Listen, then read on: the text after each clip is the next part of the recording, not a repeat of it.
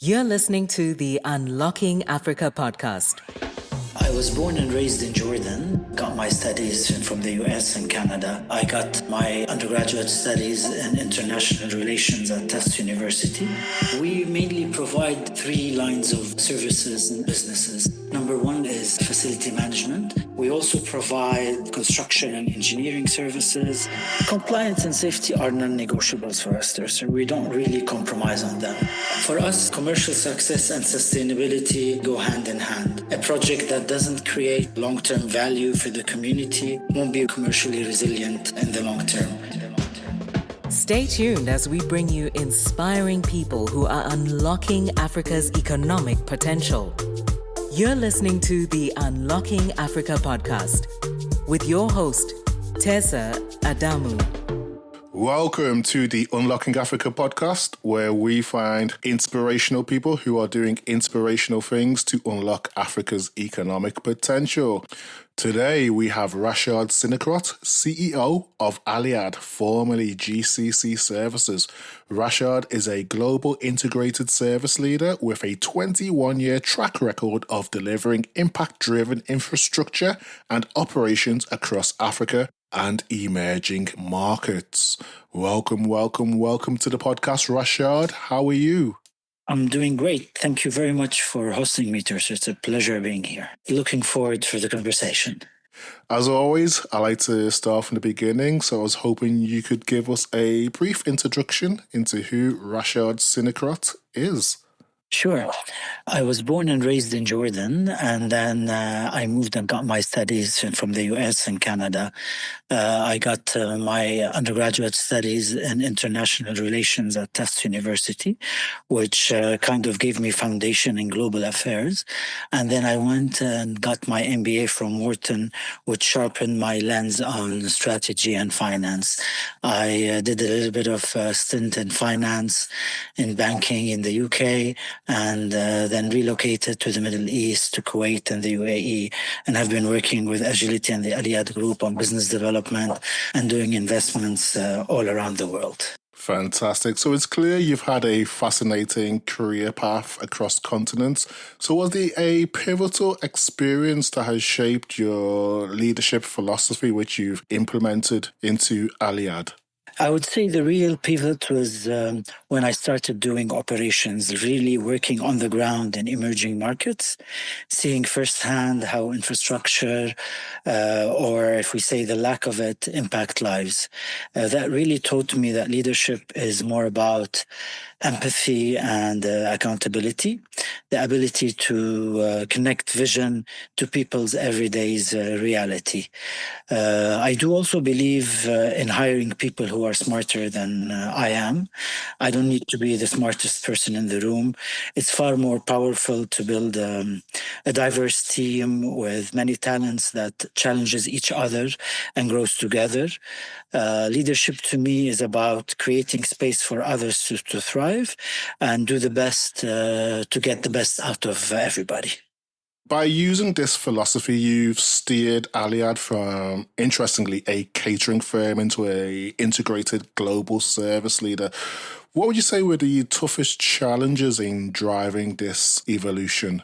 Many challenges along the way. If I had to pick one, I would say probably mindset, shifting mindsets both internally and externally from just being a service provider to that being, we can be more as a trusted partner in national development everywhere. That really meant investing in local talent, building credibility project by project, creating relationships both locally and internationally to help deliver. And sometimes or even often say no to opportunities that did not or do not align with our long-term vision, especially when it comes, for example, for environment, social and governance projects and concerns. To me, transformation is less about what you add and more about what you choose to focus on at the end of the day. So if we keep on Alliad's evolution, Alliad has grown from its origins in Kuwait to operating in 8 regions. How do you maintain agility and also the purpose across such diverse markets? Great question, sir.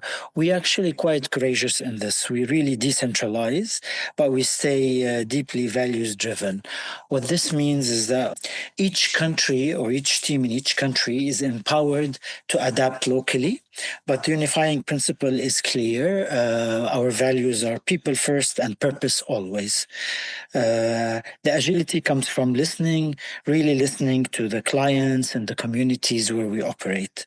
Our purpose comes from ensuring every project we deliver brings the impact that goes beyond the balance sheet. So, for example, when we consider entering a new market, we ask, can we grow a strong local team here? Do we bring the right expertise? Will this project leave a lasting positive footprint? We don't aim to finish a project and just move on. We aim to leave really a positive impact and a legacy. That might mean driving the economy through local employment or empowering small businesses while we're there by collaborating with local suppliers and sharing our global knowledge to get them internationally certified. You noted in terms of people first, the company emphasizes putting human potential at the center. But I was wondering, what does this mean in practical terms, especially when operating in emerging markets within Africa? Yeah, it means really designing for people and not buildings or infrastructure. For example, a maternity hospital that we build isn't just bricks and equipments. It's a promise of safety and dignity for mothers who may have previously traveled hours for care. A school isn't just walls. It's a space to nurture the next generation through playgrounds, digital classrooms, and inclusive learning environments. For us, human potential is the true measure of success. It's about building business around people, recognizing that diverse cultures and resilient teams are what carries us through challenges. In Africa, this means being very adaptable, responding to, for example, shifting circumstances, navigating road conditions, ensuring food quality are being delivered at scale. But most importantly, it means really listening, learning, building with not just for local communities, also about working with them. We don't aim to complete a project for the sake of completing it. We aim to leave a legacy, which is like creating jobs, empowering local businesses, and strengthening the communities where we operate. It's clear that sustainability and social impact are important to the company's mission, but how do you manage to balance the commercial success with the mission to build sustainable futures for both clients and the local communities that you serve? Yeah, that's an excellent question again, because people see it either or. We see them complementary and not conflicting. For us, commercial success and sustainability aren't really opposites. They go hand in hand. A project that doesn't create long-term value for the community won't be really commercially resilient in the long term. That's why we align every initiative with impact, like hiring both skilled and unskilled workers, investing in local training, and integrating renewable energy whenever possible. Building a sustainable future goes beyond metrics. It actually starts with listening and collaboration. When you get the foundation right, that's how it starts. We've learned the most by sitting with the communities, hearing their stories, understanding what works, what doesn't work, and what are their aspirations. For example, in Uganda and Kenya, we have hosted supplier forums where local entrepreneurs, some who had only sold in village markets, shared their dreams of scaling up. We heard their challenges, so have created plans to provide the right support and training. So they're now operating to meet international standards of international clients and grow alongside of us on our projects. We also consider practical realities on the ground. If a community is far away from a project site, for example, we ask, how can we make access easier? Whether it's transportation solutions or flexible scheduling for work, we work together to remove barriers. Sustainability, the way I view it, isn't just about what we build, it's about who we build it with and what we leave behind. Rashad, I've actually noticed that we've got carried away talking and haven't actually detailed exactly what Alliad does. Do you mind breaking down the work of Alliad, especially the work that you're doing within Africa? Sure. We mainly provide three lines of services and businesses.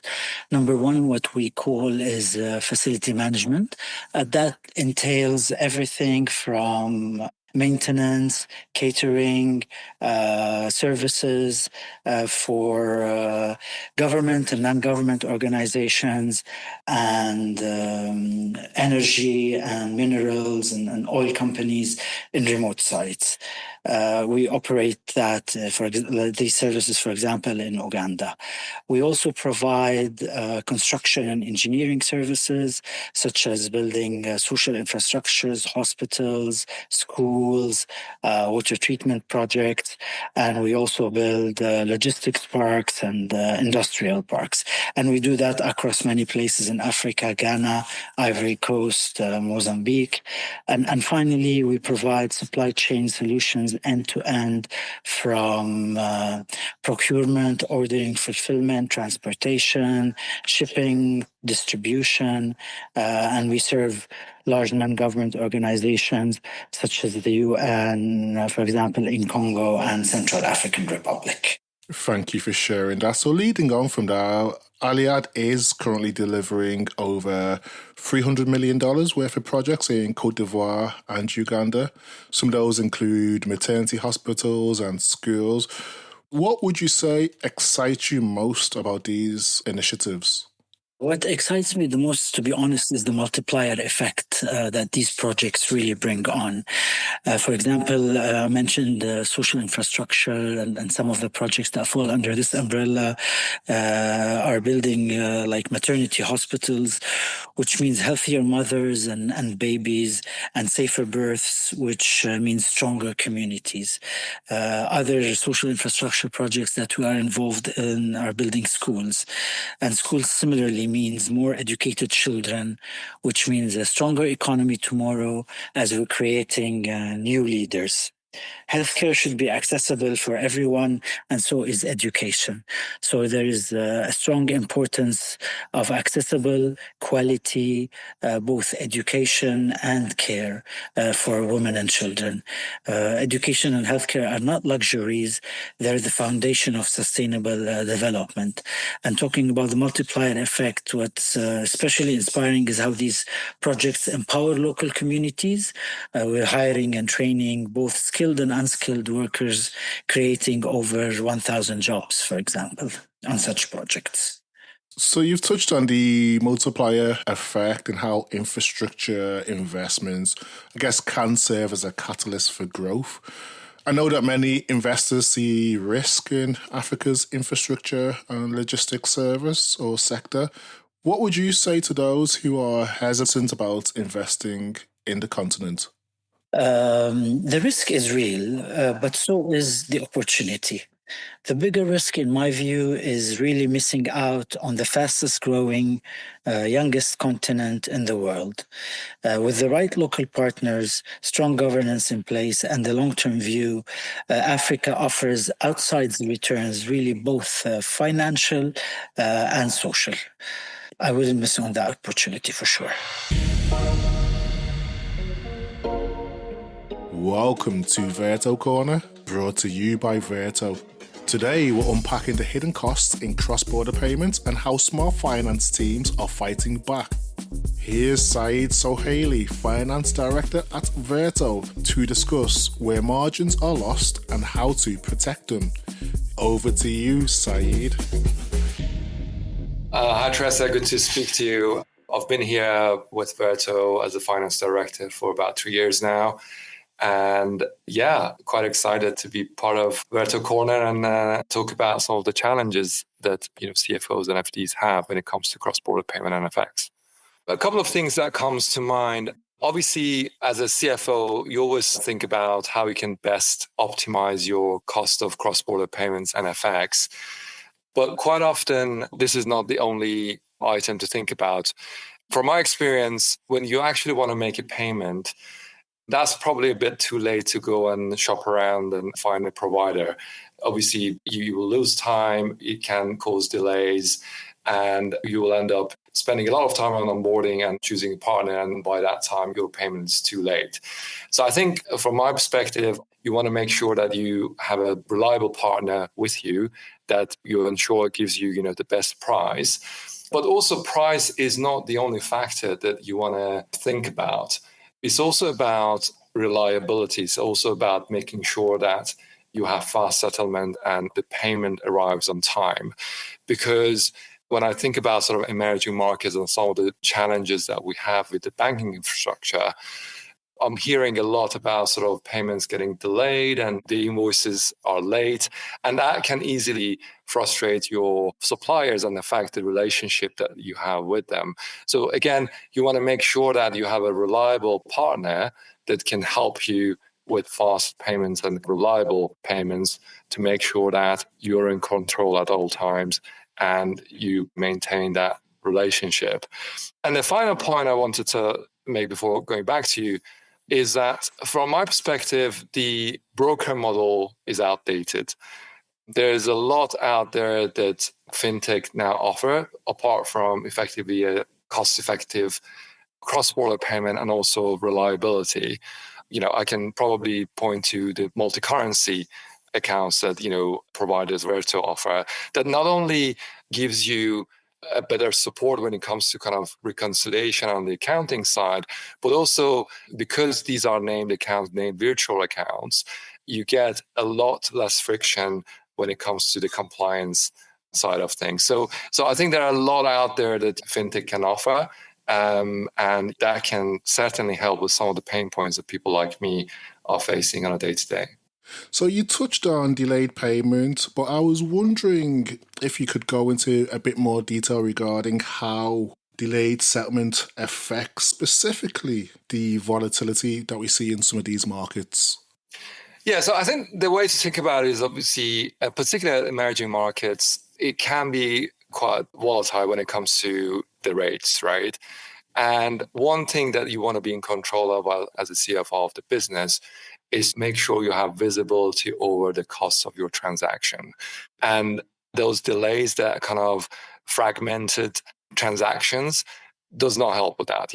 By the time you want to make the second payment, the rates might have moved, and then you lose that visibility. So I think, again, it's important to make sure that you have a partner that is reliable and effectively can execute a transaction in one go to avoid, having frictions and loss of sight on the cost of a transaction.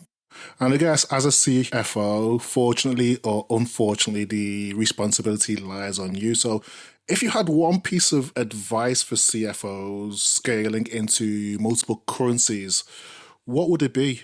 My single piece of advice would be just make sure you have a reliable partner.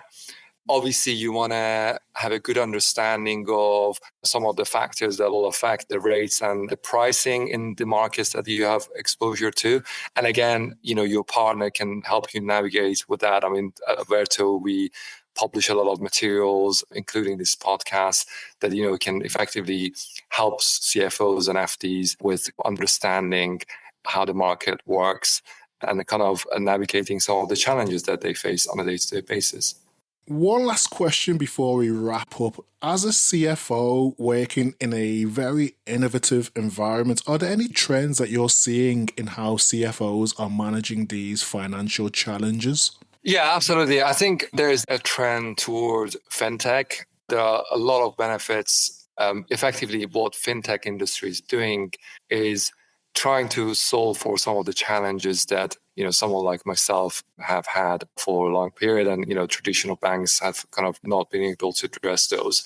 And in particular about sort of the transparency, I think this is something that they've really tried and find a solution for that, so that whenever you do a transaction, you're in control and you have full visibility of the cost. And I think this is almost becoming a given, and this is something more and more companies are expecting, including some of our clients. And I think we've done well in terms of making sure we address some of those challenges and pain points. Thanks to Saeed Sohaili for that deep dive into hidden FX costs. We'll be back next week with more on Verto Corner. And now back to our interview. Interestingly, the company boasts a 98% local employment rate in Uganda, which I guess shows the commitment to inclusive workforce development. How do you manage to achieve this while also meeting global standards? Building on the point I mentioned earlier, where we really decentralize and adapt locally, it starts really with the trust in local talent. We invest heavily in training, mentorship, and knowledge transfer.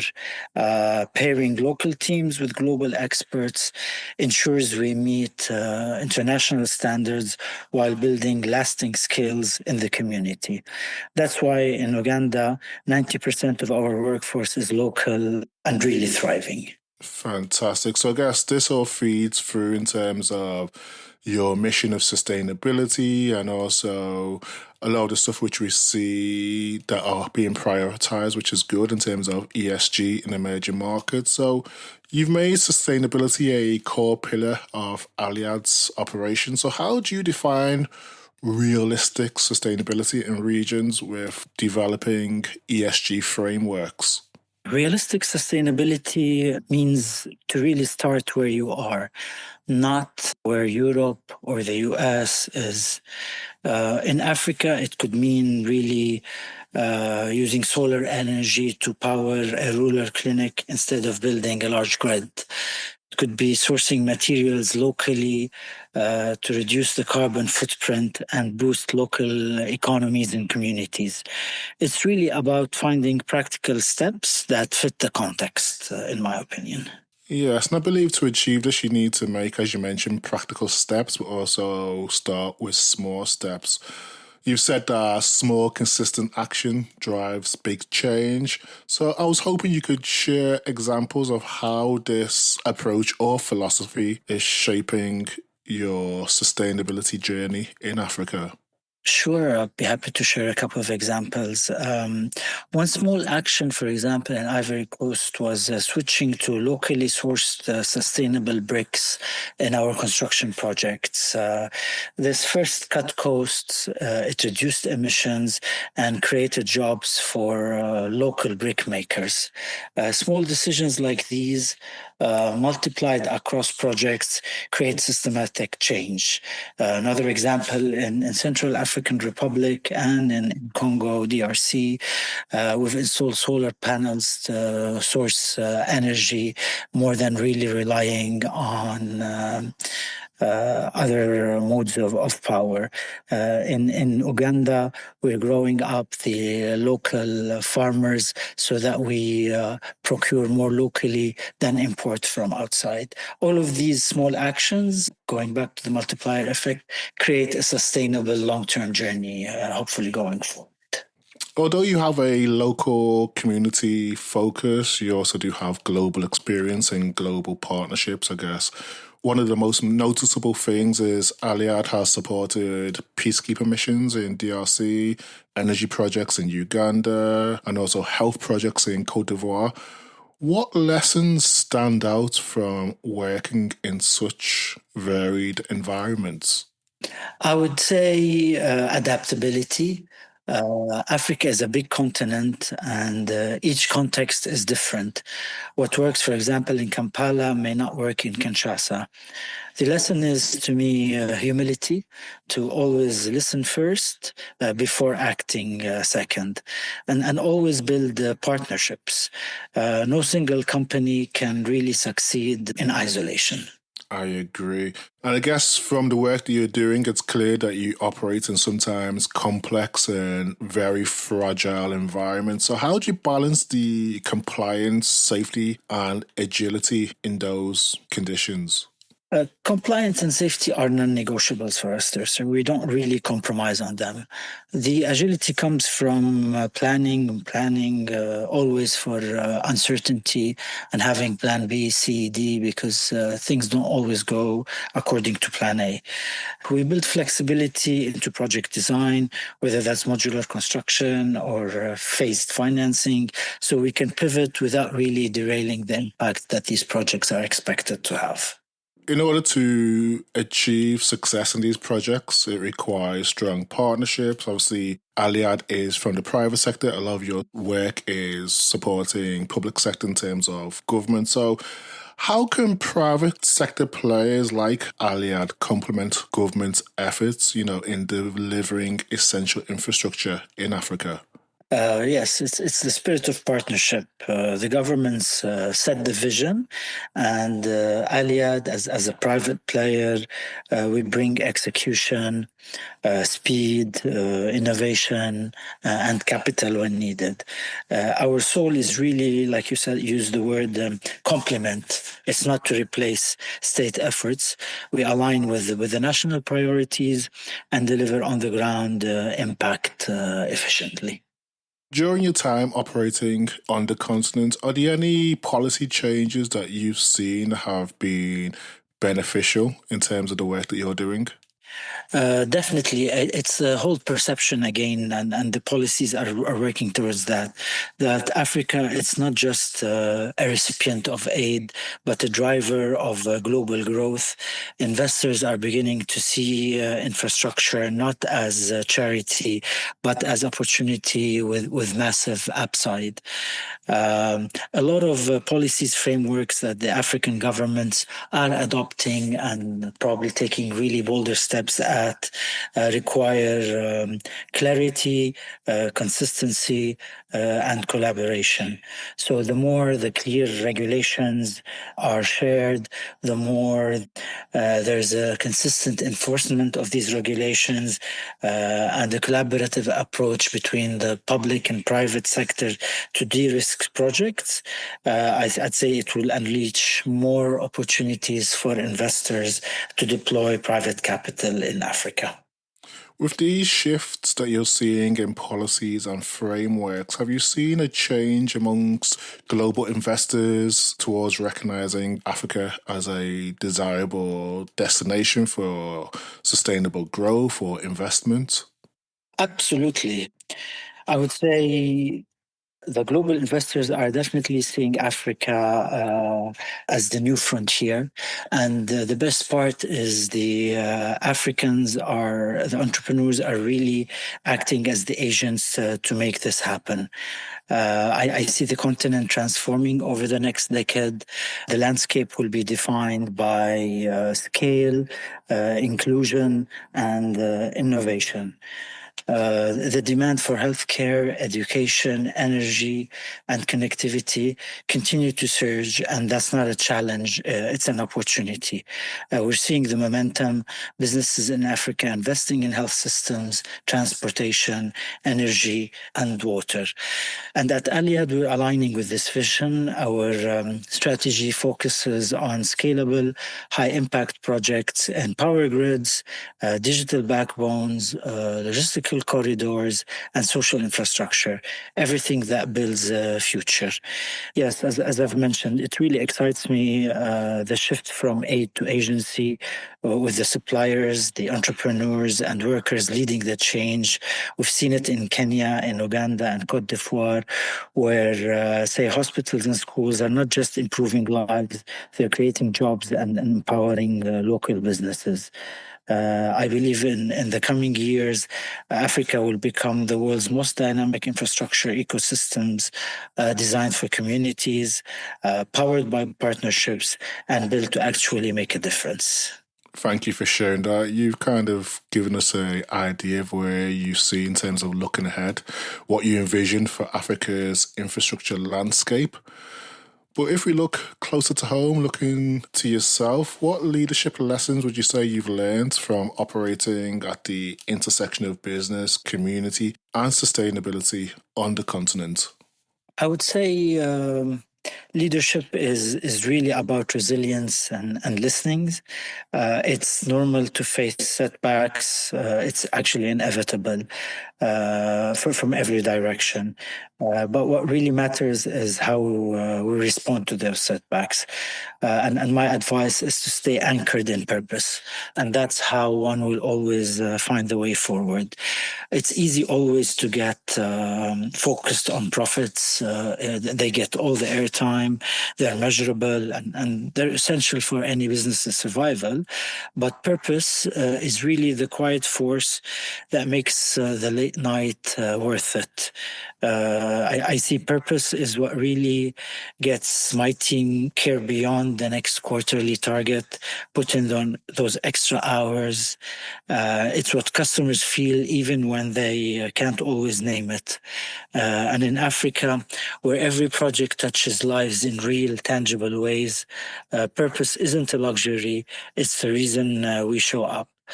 So my advice would be don't chase success. It will eventually come, but build with purpose and success will chase you. Fantastic. So looking ahead, I guess, what is your vision for Alliad's role in shaping Africa's infrastructure and economic transformation over the next 5 to 10 years?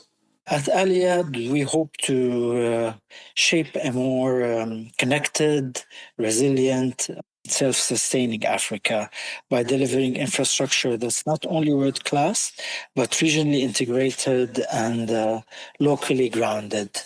Over the next decade, we see Alliad playing a really important role in three key areas. The first one is scale. The future is about scaling faster and smarter.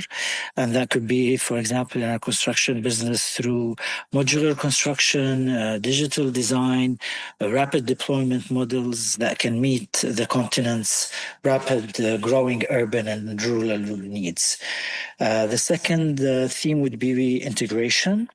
Africa's infrastructure challenge isn't just about building more, it's about building better connections from cross-border logistics corridors to regional energy grids. We're focused on projects that unlock trade, mobility, and economic opportunity across borders.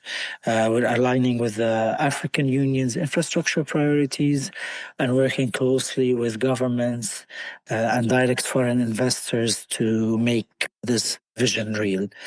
And thirdly, innovation, whether it's using AI to optimize supply chain or deploying renewable energy in projects. We're investing in technologies that make infrastructure more adaptive, efficient, and future-ready. We are looking at our projects, working with our teams on those challenges, and adapting for innovative solutions through technology on how to better serve and overcome any difficulties that our clients may face. Ultimately, we want Alliad to be known not just as a builder, but as a system integrator, a company that brings together engineering, logistics, finance, and local insight to deliver infrastructure that works for governments, for businesses, and for people who rely on it every day within those communities. Quote of the week. As people, we often have quotes, mantras, proverbs, affirmations that keep us going when times are good or when times are challenging. Do you have one that you can share with us today? Actually, yes. I'd like to use an African proverb. If you want to go fast, go alone. If you want to go far, go together. It reminds me daily that our strength lies in partnerships and collective effort. In hard times, I say to myself that leadership isn't about really solving problems all the time. It's about showing up with empathy and recognizing the humanity in every interaction, whether it's a supplier trying to meet new standards, or a mother being far from a clinic, or a teammate pushing through a tough deadline, or rising up to a challenge. When things get difficult, I don't ask, how do I fix this? I ask, who needs to be seen, heard, or supported right now?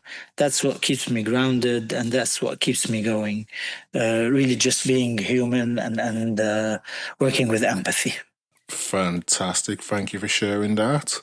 I've really enjoyed this. Brilliant conversation. I guess that brings us to the end of today's Unlocking Africa podcast.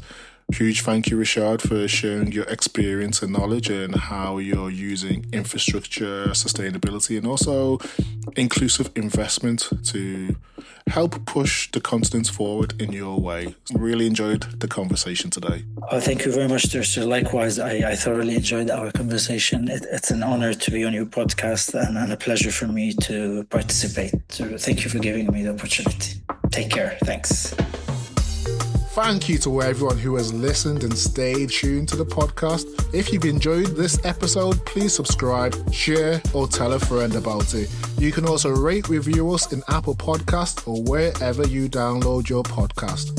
Thank you, and see you next week for the Unlocking Africa podcast.